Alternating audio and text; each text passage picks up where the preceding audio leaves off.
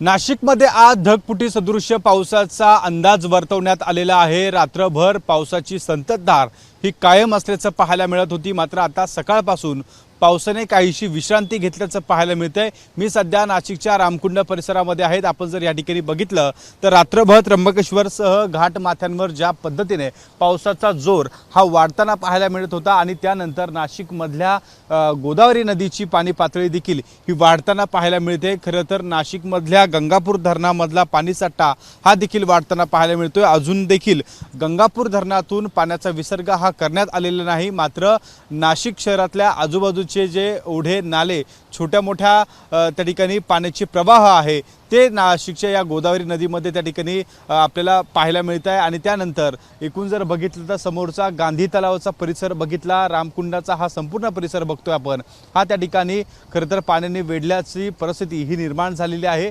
आजूबाजूच्या मंदिरांच्या अवतीभोवती त्या ठिकाणी पाणी पोहोचलेलं आहे। खरं तर काल रात्रीपासून त्या ठिकाणी प्रशासनाकडनं रामकुंडा परिसरात इतर भागांमध्ये त्या ठिकाणी कोणताही त्या ठिकाणी आपत्तीजन्य परिस्थिती निर्माण होऊ नये अशी संपूर्ण खबरदारी जी आहे ती त्या ठिकाणी घेतल्याचं पाहायला मिळालं होतं। संपूर्ण परिसर हा त्या ठिकाणी खाली करण्यात आलेला होता।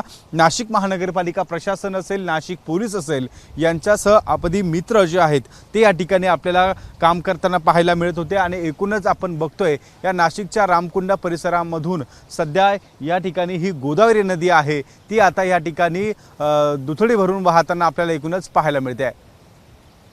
कॅमेरामॅन धनंजय दारुंडेसह शुभम बोडके, एबीपी माझा, नाशिक। एबीपी माझा, उघडा डोळे बघा नीट।